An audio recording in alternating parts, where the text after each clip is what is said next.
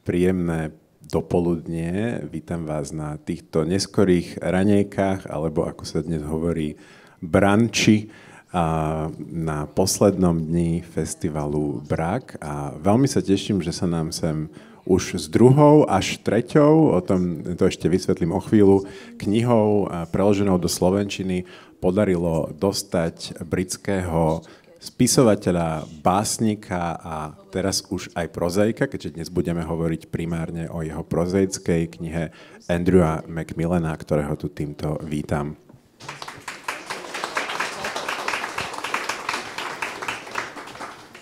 Vo vydavateľstve Literárna bašta sme vydali 2 až 3 Andrewove knihy. Tá najnovšia, ktorá vyšla včera alebo predvčerom, jednoducho na tomto festivale, má v slovenčine názov Škoda, v angličtine Pity a keďže sa zaoberá postindustriálnou, okrem iného, postindustriálnou súčasnosťou niekdejších slávnych industriálnych miest, konkrétne jedného menšieho mesta na severe Anglicka, myslím si, že vzhľadom na konotácie, ktoré má slovo Škoda, vzhľadom na našu postindustriálnu krajinu, ten preklad prináša ešte rôzne iné významy.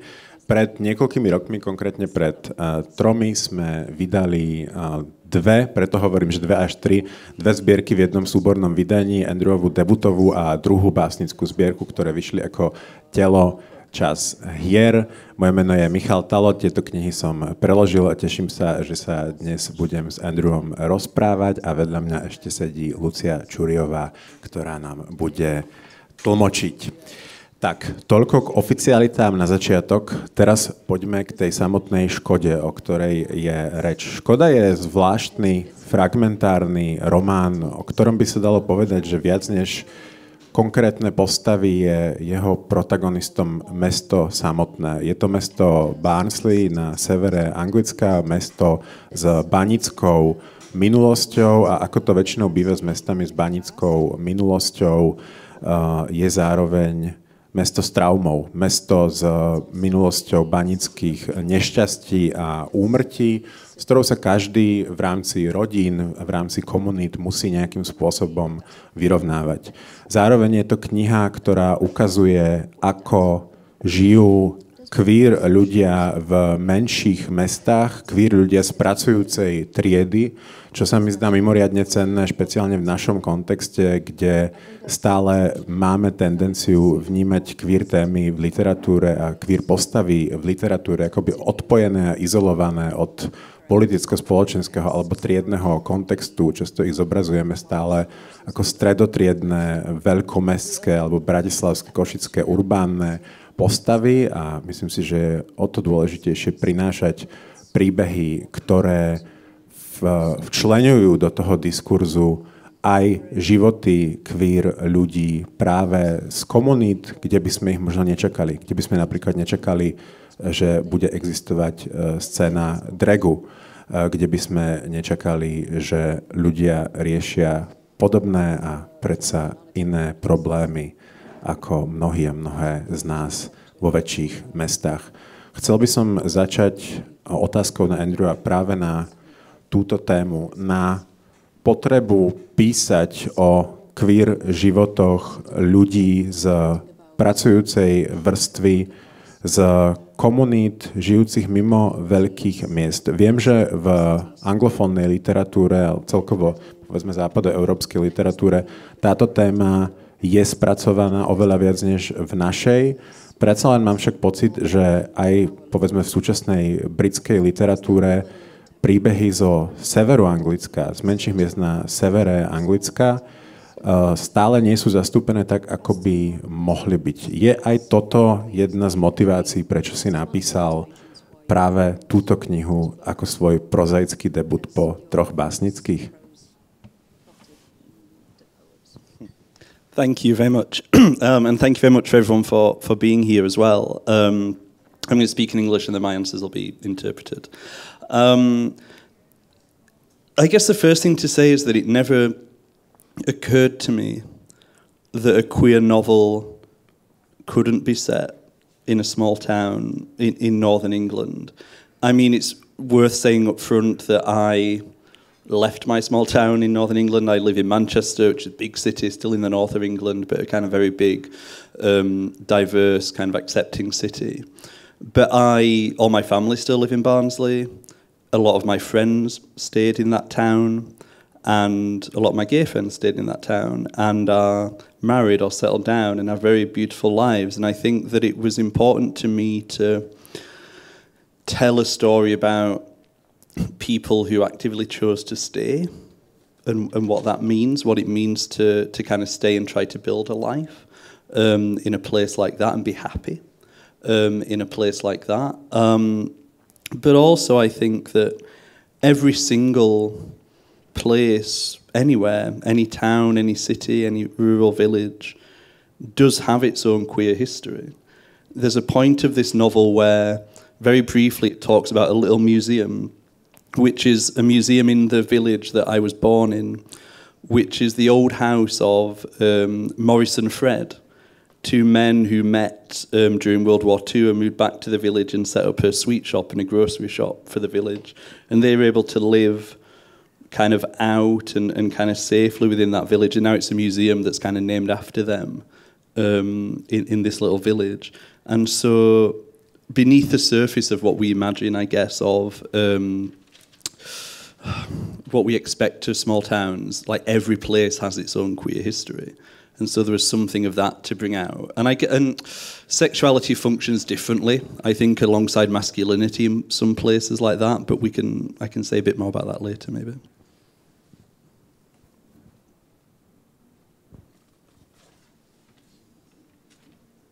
Just to clear up, the Morrison and Fred, that's just one name? Or Oh, Morris, two people, so Morris and Fred, okay. yeah. Morris? Yeah, Morris. Not Morrison, Yeah. okay. Thank you.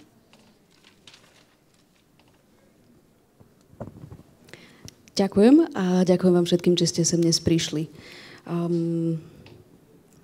Asi prvé, čo poviem, je, že mne ani nenapadlo, že by som nemal písať, alebo že by sa nemalo písať o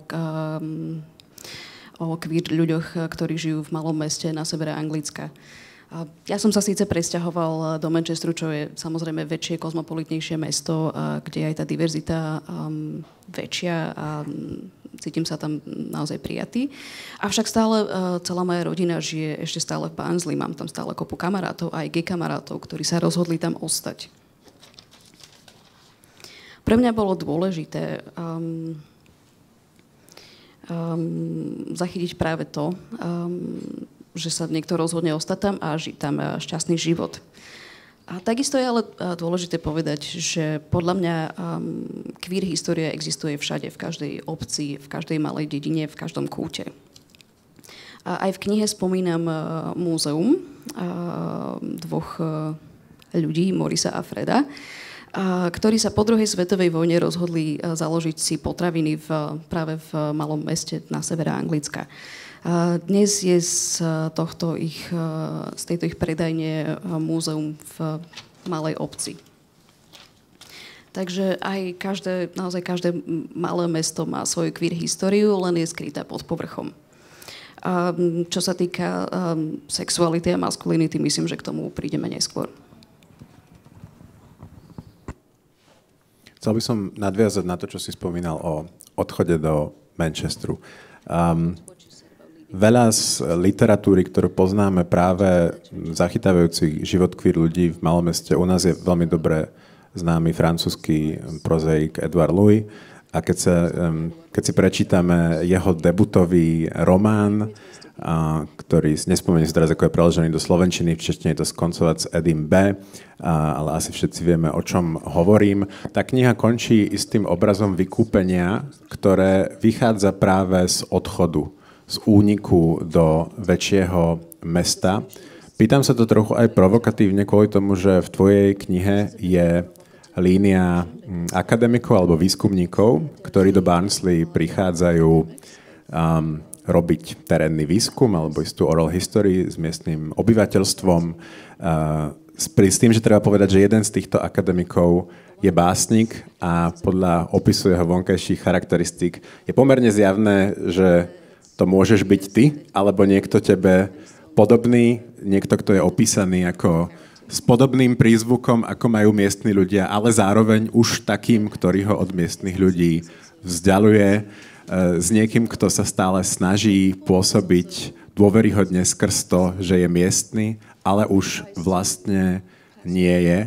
Chcem sa opýtať práve na túto subverzívnu líniu, kde naozaj akoby táto skupinka akademikov podniká v niečom až také veľmi stereotypné, vágne, kreatívne aktivity s miestnym obyvateľstvom, ktoré sú vo svojej podstate veľmi umelé, ale oni predpokladajú, že ich vlastne dostanú k tej autentickej podstate toho, aký tam je život a ako sa ľudia vyrovnávajú so svojou minulosťou. A celá tá línia je vlastne, aspoň ja som ju čítal ako veľmi smiešnú. Bol to zámer? Yes.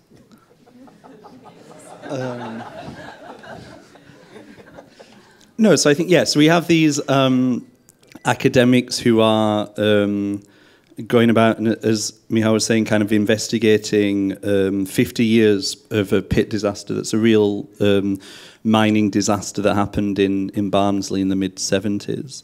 And what I was really interested, I guess, with these academics is just kind of competing ideas of truth. And so I am an academic, I'm a professor back in England. I have done that kind of cultural engagement work as an academic. At its best, it's really good, but it can also be quite extractive. This, as mining is, right? So this idea, I'm going to go into a place, I'm going to take some knowledge away, and I'm going to tell the people about their lives, even though I'm not them. But really what I was interested in, as I say with the academics, is just competing ideas of truth. So nothing the academics say is wrong, but they just have a different way of articulating experience than real people who are just kind of interested in living their lives.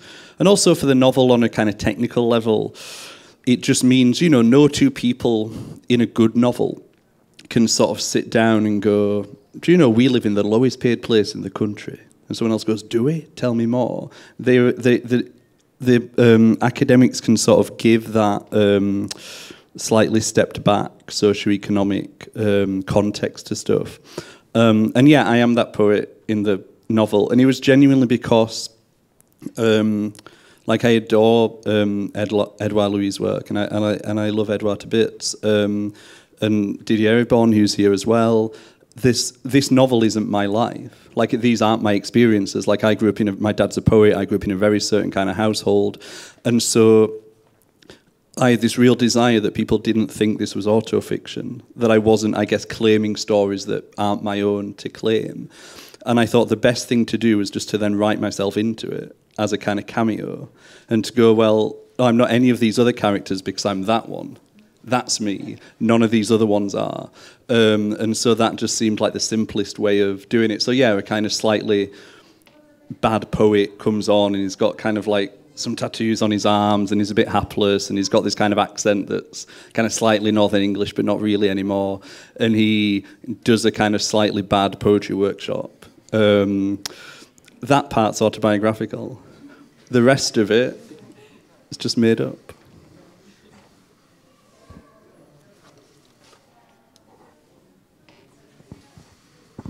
Áno, bol to môj zámer. V knihe príde skupina akademikov po 50 rokoch vyšetrovať, alebo teda skúmať reálne banské nešťastie, ktoré sa naozaj v Barnsley v polovici 70 rokov stalo. To je skutočnosť. Sám som akademik, sám som podnikal aj takéto aktivity. Oni môžu byť aj celkom fajn v dobrom prípade, ale sú istým spôsobom extraktívne. Je to v podstate podobné ako s baníctvom. Ja prídem niekde a vytiahnem z životov ľudí ten aspekt, ktorý ma zaujíma a potom si ho odnesiem preč. V podstate pri takomto výskume tam narážame na také súťažiace rôzne idei jednej pravdy. V skutočnosti, ale keď tam človek príde, tak zistí, že tí ľudia iba chcú žiť ďalej svoje životy. Napríklad môžu na takomto na takomto výskume povedať, že máme najnižšie platy v celej krajine. Akademici môžu dať toto do kontextu. A áno, ja som sa naozaj napísal do postavy poeta akademika. Samozrejme, mám veľmi rád tvorbu Eduarda Luisa, ale táto moja kniha nie je autofikcia. Čiže ja tam figurujem len ako táto malá postava na okraji. A to preto, že mi to prišlo ako najľahší spôsob, ako sa vyhnúť tomu, aby si ľudia mysleli, že všetky tie ostatné veci, ktoré sa v knihe stali, sa stali mne, alebo že sú to moje príbehy. Takže áno, je tam táto postava, ktorá má tetovania a má špecifický prízvuk a podobne. A zorganizovala tam zlý workshop poézie. A to nie je fikcia, to sa reálne stalo. Myslím, že teraz by sme si mohli 2 kúsky z knihy prečítať, aby sme publikum navnadili. Andrew prečíta originál, ja prečítam preklad, ale vopred upozorním, a snáď sa k tomu ešte dostaneme, že tieto úryvky úplne nereprezentujú to, aká je kniha ako celok, keďže tá kniha je fragmentárny román zložený z rôznych hlasov, z rôznych štýlov a o tom sa budeme potom rozprávať.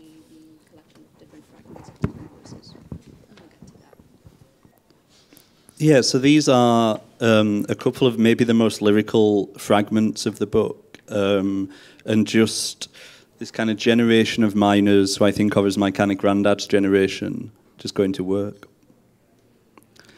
He steps out into the long corridor of early dawn, the street stretching downwards, pointing him to where he's headed. It's Monday, and the weekend is still unshaven stubble in his mind. Above the sky is a solid lump of cloud, and 3 doors down, Pat is just closing his front door. Another few doors on, there'll be Harry and then Frank, and as they all turn the corner together, Skip will already be ahead of them, and each of them will briefly consider running after him, and then think better of it. Nobody speaks. They incline their heads as someone else joins them, and then keep on walking. More and more men fall out of their houses like dominoes, their faces not yet blackened. Someone whistles, someone else coughs.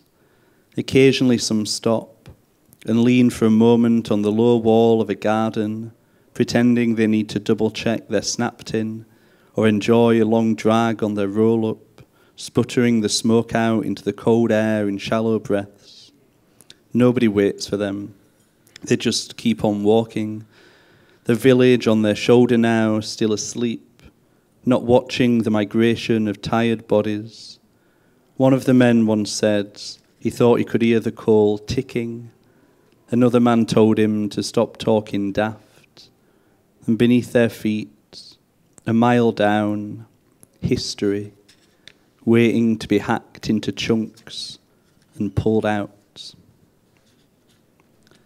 The cage is what he hates most, crowded together into a space no bigger than a front porch, the expanse of the weekend closing, being so cramped and closed up, descending and smelling the other men, their Sundays and their lack of sleep and their wives and their children and last night's supper. He'd shower after his shift and hadn't washed at home, and so the night still hangs heavy on him. Watching the earth pull up around him through the bars, he feels like an animal travelling beneath the wooden beams, the lights, and then coming to a stop, and a man stepping forward like a school teacher to a gate to open up and let them through. Each time it takes his eyes a while to adjust to the new darkness, like waking up all over again. And then they walk. Headlamps pointing the way into the tunnels, and there isn't much talking, something like a gathering of breath, readying for the black wall they eventually meet, which never seems to recede no matter the hours they put in with their tools. At least out of the lift he's free to move his limbs, to swim, to swing, and to pick, and to break. Sometimes he feels like a germ, dismantling something from the inside out. Sometimes the noise of the belts and the drills is so loud, He says if he can hear the sounds of he can hear the gears of the earth turning and turning. Vykročí do dlhej chodby rodiaceho sa úsvitu, ulica sa ťahá ďalej a napovedá mu, kadiaľ kráčať. Je pondelok, víkend v jeho mysli zostáva neoholeným strniskom. Obloha nad ním je tuhá hrča oblakov, Pat práve o 3 domy ďalej zatvára vchodové dvere. O niekoľko domov sa pridá Harry, potom Frank a keď spoločne zahnú za roh, Skip už bude mať náskok. Každému z nich na okamih napadne, že by mohli skúsiť dohnať, ale potom si to rozmyslia. Nikto nič nehovorí. Keď sa k ním pridá ešte ktosi, hlavy majú sklonené, kráčajú ďalej. Ako kocky domina z vchodov vypadávajú ďalší muži, ich tváre zatiaľ nesčerneli. Niekto si píska, niekto zakašle. Občas kto si zastane, na chvíľu sa oprie o nízky záhradný múrik a predstiera, že kontroluje plechovú škatulku s obedom alebo poťahuje z ušúľanej cigarety. Do studeného vzduchu potom plytkými výdychmi vypúšťa dym. Ostatní nečakajú, jednoducho kráčajú ďalej. Dedina na ich pleciach stále spí, pohyb unavených tiel nesleduje. Zdá sa mi, ako by uhlie tikalo, povedal raz jeden z mužov. Netreb sprostosti, odpovedal mu iný. A míľu pod ich nohami zatiaľ čakajú dejiny, kým ich kus po kuse nevyťažia. Najviac na svete neznáša klietku výťahu, nutnosť tlačiť sa s ostatnými v priestore o veľkosti malej verandy. Nádych víkendu je opäť pridusený, stiesnený tak blízko iných, klesá a cíti pach ostatných mužov, cíti ich nedele, absenciu spánku, manželky a deti a včerajšiu večeru. Sprchuje sa vždy po zmene, doma sa neumýval, stále ho teda prikrýva ťažká noc. Keď cez mreže pozoruje stúpajúcu zem, cíti sa ako zviera. Klesá a nad hlavou mu ostávajú drevené trámy, svetlá, až napokon zastane, jeden muž vykročí, pripomína pritom učiteľa, čo otvára školskú bránu a vypustí ich. Očiam vždy chvíľu trvá, kým si na novú temnotu privyknú. Potom všetci spoločne kráčajú. Čelovky nasmerované do hlbín tunelov rozprávajú len málo, ako by šetrili dých, ako by sa pripravovali na čiernu stenu, ku ktorej nevyhnutne preniknú a z ktorej bez ohľadu na množstvo hodín udierania nástrojmi zdanlivo nikdy neubúda. Aspoň už nie je vo výťahu. Aspoň si už môže natiahnuť svaly, rozohnať sa, zaťať, rozbiť. Občas sa cíti ako baktéria, rozžiera čosi znútra. Občas je zvuk dopravníkov a vrtákov taký hlučný, až sa mu zdá, ako by počul otáčanie ozubených kolies samotnej zeme.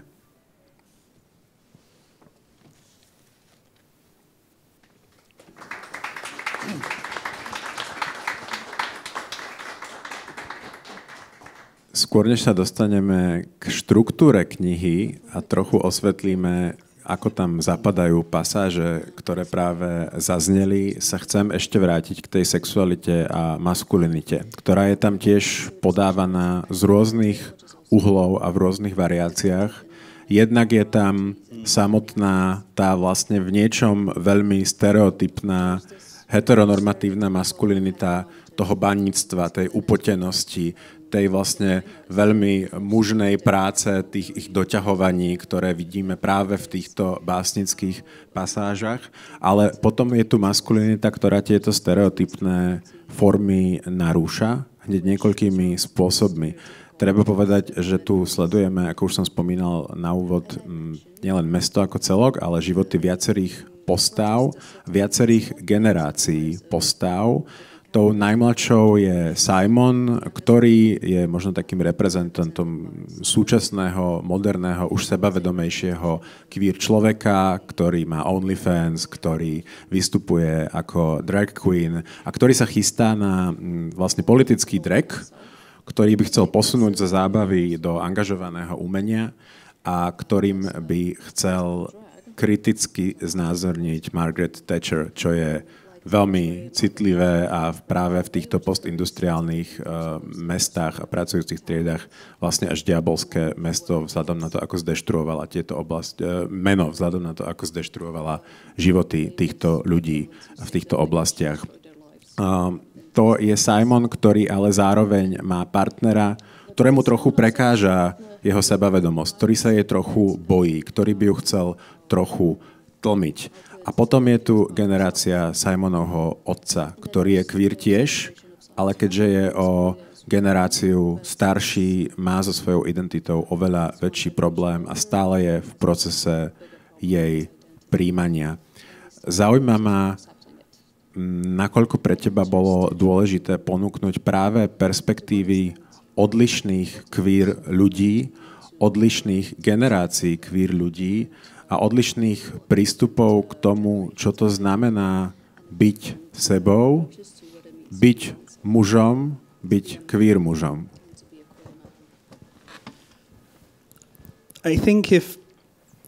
We mentioned the poetry that was translated here as well a few years ago. If there's one constant topic of my work, it's kind of masculinity, right? And an interest in just looking at men and kind of observing kind of ideas of masculinity. In post-industrial towns, in England certainly, I don't know what it's like here, sexuality and masculinity just interact in, I think, really interesting ways that I was interested in bringing out of this novel. So generationally, you obviously have what one hopes is a kind of movement towards more freedom, so a kind of character who's maybe in his mid-50s, I guess, who is just struggling more to be himself, is finding more kind of enclosed spaces in which to be out, is kind of cottaging, as we would say in English, kind of practicing sex in toilets, essentially, in public toilets.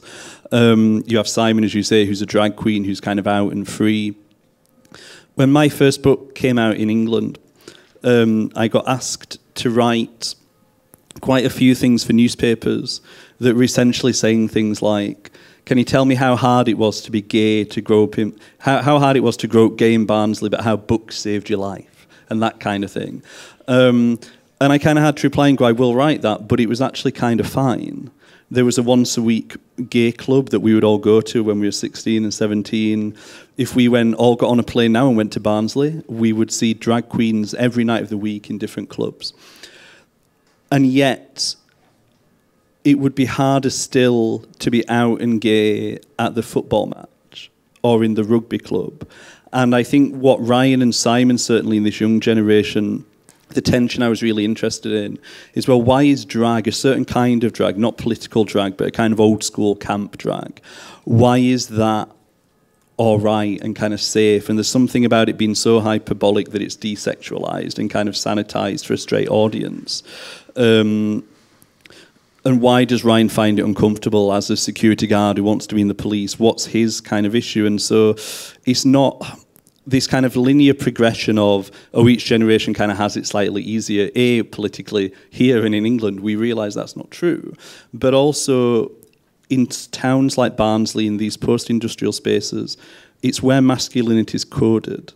And so is it all right that Simon's a drag queen? It's kind of that. But if he was also doing that but trying to, like I say, be in the rugby team, then it's something different, because it's where traditional kind of hegemonic masculinity interacts with those expressions of queerness, I guess. Sorry, that was a long answer.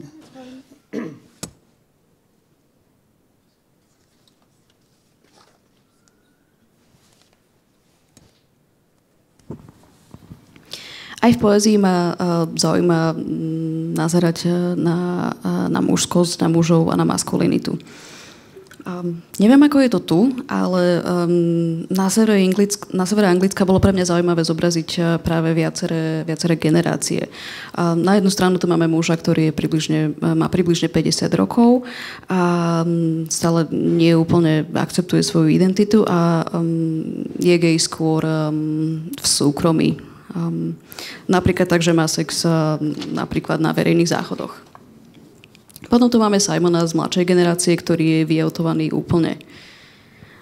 Keď som ja publikoval svoju prvú knihu, potom následovala plejada rozhovorov a často sa ma pýtali, že aké ťažké bolo byť gejom v Barnsley, v malom mestečku a či vás zachránilo čítanie kníh a podobne.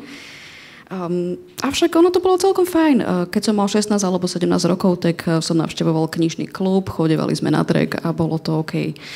Bolo však ťažké byť gejom napríklad na futbalovom zápase alebo na rugbyovom zápase. Napríklad bolo OK, alebo teda kladol som si otázku, že prečo je OK robiť drag v takom ako keby oldschoolovom jeho poňatí, ktoré je už také sanitizované a bezpečné aj pre heteronormatívny zvyšok spoločnosti. A prečo pre Ryana napríklad nebolo OK to, že chodí s drag queen, pretože má ambíciu stať sa policajtom v knihe. V Barnsley je to tak, že tá maskulinita je svojím spôsobom kódovaná. Je OK robiť drag, ale ak by človek prišiel s rovnakou energiou na futbal, tak tam už naráža na určitú hegemoniu a na určité vzorce a to už môže byť problém. And I think what also happens that this might not come across in translation at all, but the other thing that I think happens is a kind of adopting into sexuality of what might traditionally be described as a kind of working class aesthetic of young men, particularly in pornography. And so you mentioned kind of Simon's doing these OnlyFans kind of scenes. He's very deliberately kind of, I guess, aping or playing on a kind of stereotype of kind of clothing, of kind of role, of identity, I guess, which is prevalent in a lot of kind of queer pornography, which is a kind of adopting of a certain aesthetic in order, I guess, to make what might be perceived as threatening, unthreatening, or there's something going on in that that's really interesting. I mean, this isn't a PhD thesis, so that's not really what the novel's interested in, but that's why Simon's OnlyFans and kind of online sex work kind of looks how it looks, I guess, because there is also that thing that happens in places like that, or a kind of fetishization of a certain kind of identity, I guess.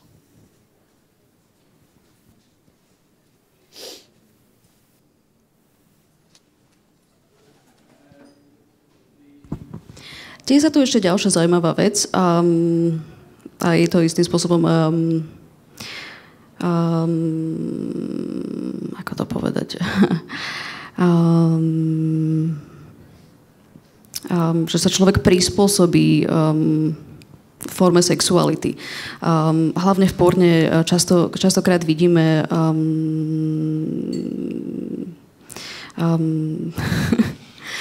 také obliekanie sa, ktoré pochádza z pracujúcej triedy. Keď sa pozrieme na Simona, ktorý má OnlyFans, tak on sa oblieka naozaj až tak stereotypne. A práve toto je veľmi často zobrazované aj v queer porne. A podľa mňa aj preto tá sex práca vyzerá často tak, ako vyzerá. Dochádza tam do určitej miery k fetišizácii určitej identity. Rád by som sa aspoň v krátkosti pristavil pri už spomínanej postave Ryana, čo je partner Simona, ktorý teda robí drag. A pre mňa osobne z môjho čitateľského zážitku jedna z najzaujímavejších postav v tej knihe, hoci by sme ho mohli označiť za vedľajšiu postavu, práve preto, v akej je pozícii a v akej pozícii je vo vzťahu s ostatnými, vo vzťahu s minulosťou a prítomnosťou ostatných postav. Ako už sme povedali, on pracuje ako sekuriťák, sekuriťák v obchodnom centre, kde sleduje na kamerách, čo sa deje, kde chodí zasahovať v prípade, že sa deje niečo nemravné alebo takzvané zlé alebo protizákonné. Zároveň túži byť policajtom, čo je špecifická pozícia jednak vzhľadom na to, že generácia Simonových, ale vlastne aj Ryanových rodičov, jednoducho o generáciu starší ľudia majú stále živé spomienky na policajné zásahy proti baníckym štrajkom za vlády Margaret Thatcher. A zároveň je to pozícia, ktorú, myslím si, queer ľudia a minority po celom svete vnímajú s veľkou nedôverou. Polícia je symbol štátnej moci, ktorej asi máme podvedomú potrebu nedôverovať, špeciálne v našej krajine, kde queer človek málokedy nahlási útok, alebo rovnako aj ženy málokedy nahlásia sexuálny útok, pretože nedôverujú polícii ako vlastne veľmi maskulínnej inštitúcii moci. Zároveň treba povedať, že Ryan, bez toho, aby som prezrádzal, sa vlastne dostane do istej mocensky dozorovej pozície aj práve so Simonovým otcom Alexom. Nebudem to špecifikovať, prečítajte si knihu, ale chcem sa opýtať práve na rozhodnutie vytvoriť z tejto postavy niekoho takéhoto. Niekoho, kto je priamo zviazaný s mocou, kto by chcel byť príslušníkom štátnej moci, v istom slova zmysle, práve v tej štátnej moci, ktorá vynúcuje silou takzvaný poriadok, v kontraste s queer životmi a so životmi pracujúcej triedy, ktorá tej moci vzdoruje.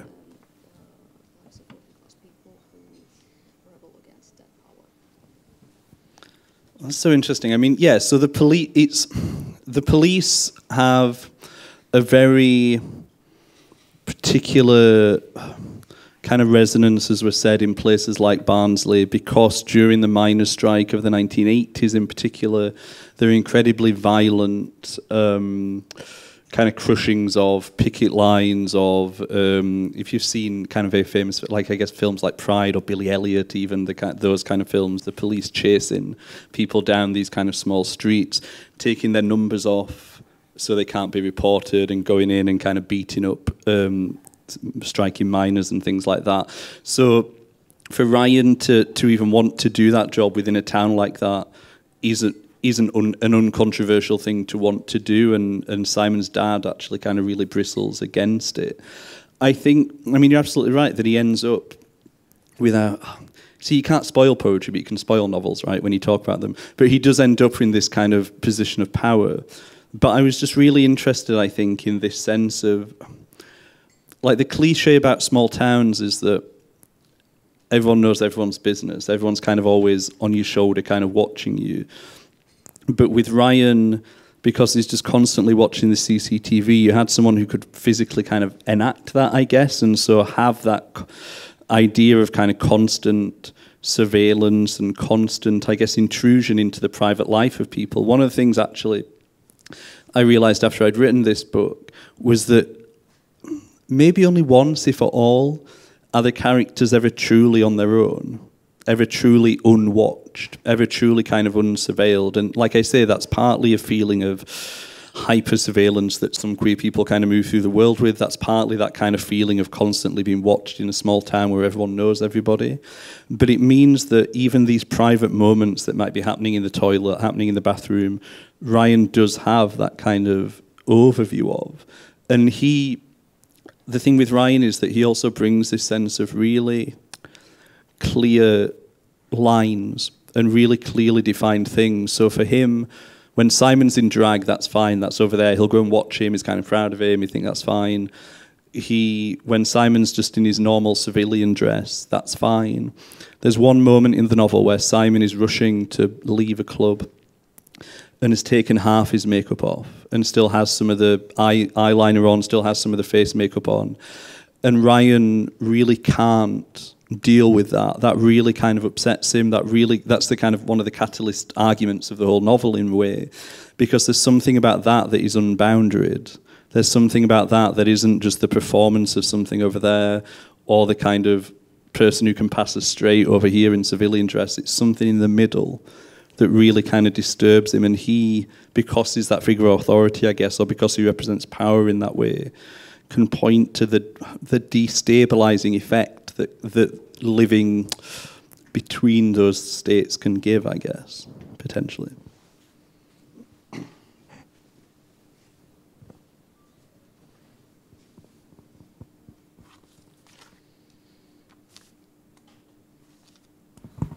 Toto je podľa mňa naozaj zaujímavá otázka. Áno, profesia policajta nerezonuje v týchto regiónoch úplne najlepšie, pretože v 80. Rokoch tam boli políciou dosť násilne potlačané protesty baníkov. To môžete napríklad vidieť zobrazené aj vo filme Billy Elliot, okrem iného, keď tam utekajú po ulici a policajti ich mlátia a tak ďalej. Ryan áno, chce byť policajtom a ono je to istým spôsobom netradičné alebo až také kontroverzné. Ryan sa nakoniec aj ocitne v pozícii moci. V knihe narážame na takéto klišé, že v malom meste o vás každý všetko vie a nič pred nikým neskrývate. Ryan práve vďaka svojej práci má nad inými túto moc a môže ich neustále sledovať. A je tam prítomná aj téma narušenia súkromia a naozaj neustáleho sledovania. Môžeme si klásť otázku, či sú vôbec tie postavy niekedy naozaj sami a o samote. Pretože aj pri tých súkromných momentoch, napríklad na záchodoch, tiež sú tam do určitej miery prítomné aj kamery. Ryan ako postava má rád, keď sú veci jasne definované. Keď vidí Simona v dragu, je to OK. A keď ho vidí úplne obyčajne oblečeného vo svojich civilných šatách, je to OK. Ale v knihe príde moment, kedy Simon skončí svoj drag vystúpenie, avšak úplne sa neodlíči, čo spustí v podstate hlavný konflikt celej knihy. Simon sa nachádza v takom medzištádiu alebo medzi dvoma rôznymi pólmi a to Ryana úplne vyruší, pretože táto poloha medzi dvoma vecami, ktorá nie je jasne definovaná, má svojím spôsobom destabilizačný efekt. Poďme k tej už toľkokrát avizovanej štruktúre knihy, ktorá je fragmentárna a netradičná. Na úvod chcem povedať, že prvý raz som mal možnosť čítať túto knihu rok pred vydaním v istej fáze rukopisu, ktorý vlastne nemal veľa spoločné s tým, čo vidíme vo finálnej knihe. Veľmi veľa sa tam zmenilo a zmenila sa práve štruktúra. V tej knihe nájdeme viacero rôznych textov, ktoré sú odlíšené mierne alebo viac aj typom použitého písma. Nájdeme tam tie takmer až básnické pasáže, ktoré sme čítali. Nájdeme tam bežnejšie naratívne pasáže práve zo života jednotlivých postav. Nájdeme tam výskumné poznámky, nájdeme tam klebety, nájdeme tam naozaj všetko možné a dokopy sa nám takto utvára príbeh, dokopy sa nám utvára svet toho mesta, svet jeho postav, ktorý sa odohráva v podstate až na tie spomienky na minulosť alebo básnické pasáže z minulosti v podstate v priebehu niekoľkých krátkych dní. Ten samotný v prítomnosti zasadený deň prebehne veľmi rýchlo. Toto je tvoja prvá prozaická kniha, predtým si vydal 3 básnické. Dovolím si povedať, že je to vlastne veľmi odvážny prístup k písaniu prvej prózy a tým trochu narážam aj na tie zmeny, ktoré prebehli medzi pôvodnou verziou rukopisu a finálnym výsledkom. Prečo si sa rozhodol pracovať s takouto štruktúrou? Ako to vyzeralo a ako si sa dopracoval k tomu výsledku? Možno ma aj zaujíma, či si sa nebal púšťať do projektu, ktorý je ambiciózny už len po formálnej stránke.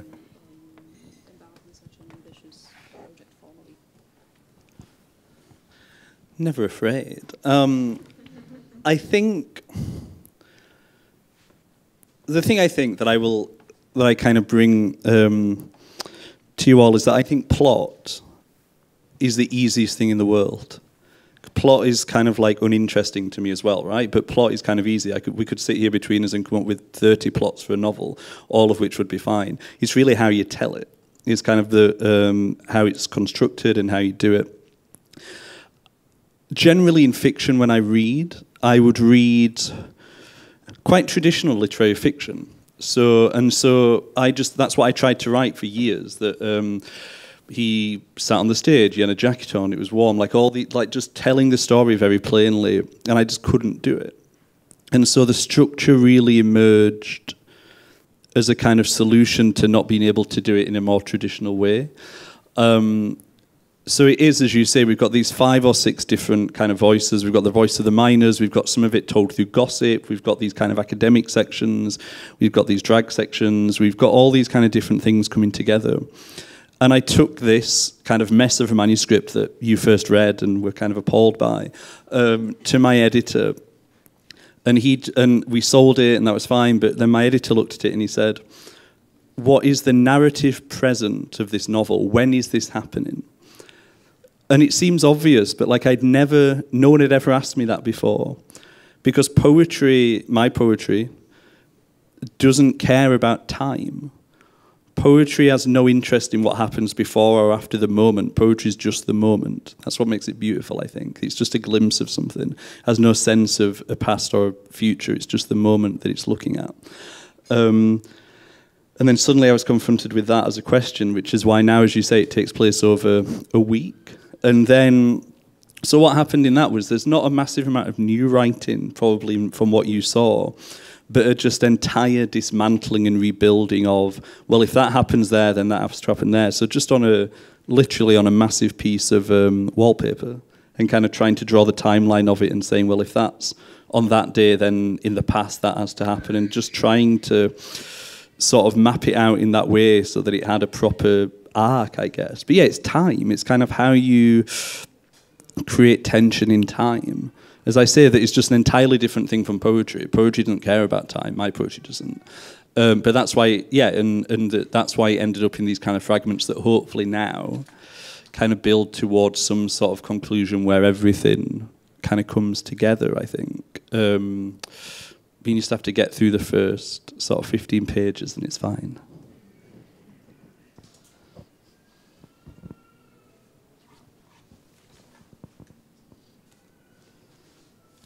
Ja sa nikdy nebojím. Vymysleť príbeh je v podstate to najľahšie. Aj my, čo tu sedíme, by sme dokázali šmahom ruky vymysleť 30 rôznych príbehov. Ide ale o to, ako ten príbeh podať. Vo všeobecnosti čítam aj úplne bežné a normálne knihy a snažil som sa tak najprv aj písať štýlom, že tento muž tu sedel a mal na sebe sako a tak ďalej. Ale rozhodol som sa nakoniec to skonštruovať celé inak. A sú tam práve tie poetické fragmenty, sú tam klebety, je tam drag a všetky tie ostatné časti. Keď som mal svoj prvý rukopis hotový a doniesol som ho svojmu vydavateľovi, tak sme ho aj normálne predali a všetko bolo v poriadku, ale potom mi položil otázku, že ale kedy sa ten dej odohráva, v akom čase, aká je tam tá časová os. A v poézii v podstate čas vôbec nie je prítomný, je to len jeden moment. Neexistuje tam žiadna minulosť ani budúcnosť. A keď som však bol konfrontovaný s touto otázkou, tak som prekopal celú štruktúru románu. Nedopísal som až tak veľa nových pasáží, ale reálne som si zobral kus tapety, tapetového papiera a zmapoval som si tam to, ako sa to celé časovo odohráva, že toto je vtedy a potom sa deje niečo iné. A práve takto som vytvoril to napätie v čase.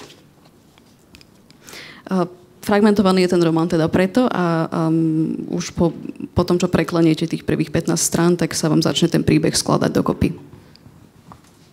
Prvých 50. To ja hovorím 50, za seba, lebo mne to trvalo prvých 50. Dobre.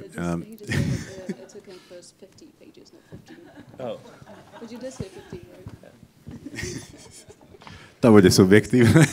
Ale áno, potom to začne všetko do seba zapadať, čo myslím funguje výborne na tejto úrovni. Mám vlastne poslednú otázku, keďže sa nám pomaly naplňa čas, ktorý máme vyhradený na túto diskusiu. A súvisí s tým, že si teraz hovoril o vnímaní času v knihe, pretože s časom priamo súvisí rytmus. To je niečo, čo mám pocit, že si do tejto knihy preniesol zo svojho básnického písania alebo z skúsenosti básnického písania, keďže myslím, že to je skúsenosť, ktorá človeku následne pomáha rytmizovať i prozaické písanie.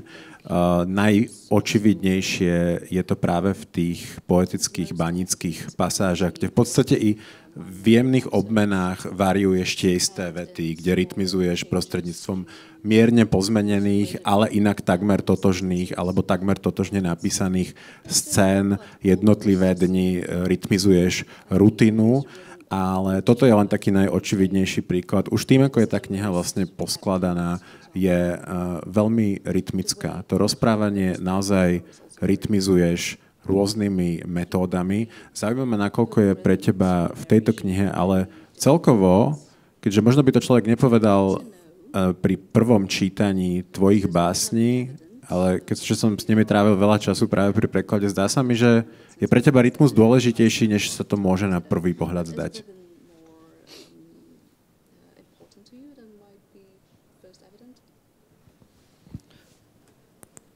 I hope so. I think that rhythm is, I mean, the only desire I ever had for my work was that there would be very little difference between you buying the book and reading it at home and me sat across from you in a cafe talking to you about something. That in England we would talk about this idea of the telephone voice, so that if someone rings you up and you don't know who it is, you kind of put on a slightly posher voice to answer the phone if it's your bank or something like that, and you kind of inflect your voice a little bit, and that you never want to write in that voice. You always want to, and people do when they start writing, particularly poetry, they put on a kind of what they believe to be a kind of higher form of language, I guess, or I'll write this because it's literature, I'll do it literary, and all I ever wanted was for it to just sound like me, to sound like my voice, my grammar structure, my cadence, and so that it's not kind of traditionally rhythmical in terms of meter and kind of formal traditional forms often, but it's just trying to pay attention to the rhythm of speech and to write it on the breath, and so the poetry has no punctuation in it. It uses kind of breath as a guiding mechanism to it, again just to try and emulate speech and emulate the cadence of voice as much as possible on the page. And that's, I guess, hopefully something that I was able to bring over to the novel as well. But I suppose it depends how well it's been translated. Snažil som sa.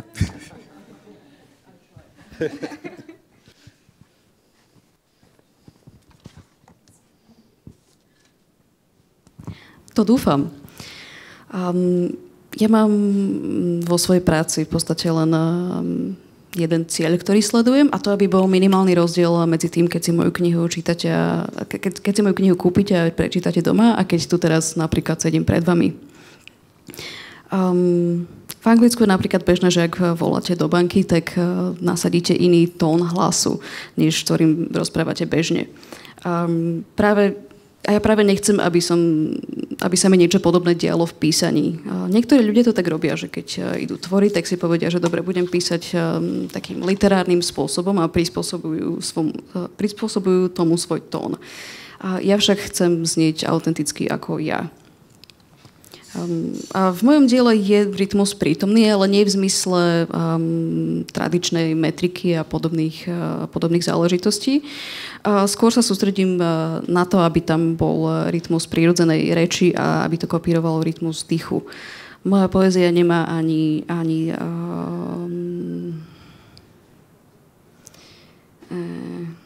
nie diakritiku, ale to druhé.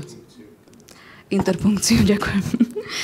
Interpunkciu, a je tam prítomný práve ten rytmus dýchu a snažím sa, aby do toho prenikal môj naozaj skutočný hlas na tej strany.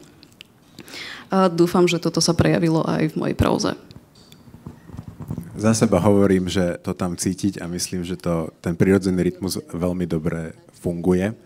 Dobre, pomaly sme asi vyčerpali všetok čas, ktorý sme mali vyhradený. Skôr než sa rozlúčime, niekoľko organizačných informácií. Niekde je tu kasička, do ktorej môžete prispieť dobrovoľným vstupným festivalu Brak.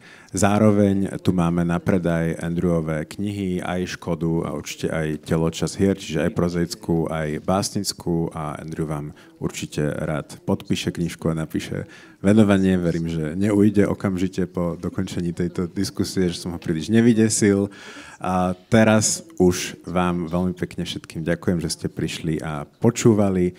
Ďakujem Lucii Čuriovej za tlmočenie a v prvom rade ďakujem Andrewovi Macmillanovi. Thank you very much.